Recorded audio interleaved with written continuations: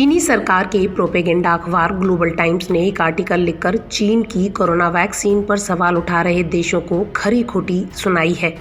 जिन देशों ने वैक्सीन बनाई है उनमें चीन भी शामिल है, लेकिन कुछ ही समय बाद उसकी वैक्सीन पर सवाल भी खड़े होने लगे हैं।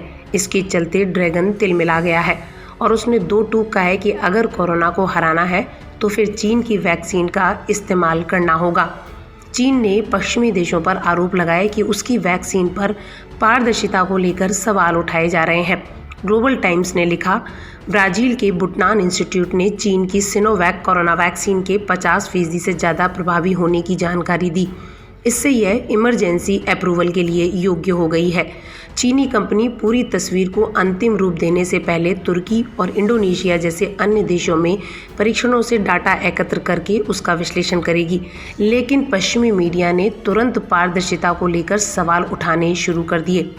आर्टिकल में आगे लिखा गया, सिनोवैक की वैक्सीन के तीसरे चरण के परीक्षणों को पूरा करने वाला ब्राजील पहला देश था।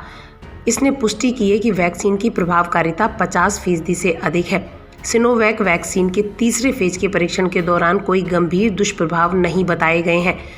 हालांकि ब्राजील में एक दुर्घटना के बारे में खबर थी, लेकिन जल्द ही यह साबित हो गया था कि इसका टीके से कोई लेना देना नहीं है।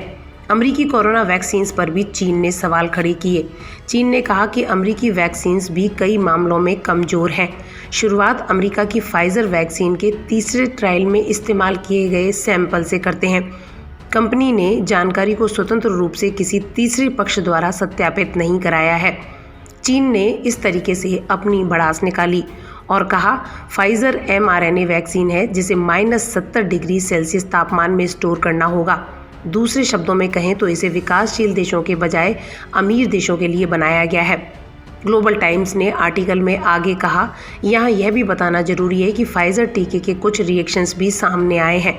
इसके बावजूद पश्चिमी देशों की मीडिया ने गंभीर विषयों को तूल नहीं दिया, इन सभी चीज़ों को नज़रअंदाज कर दिया।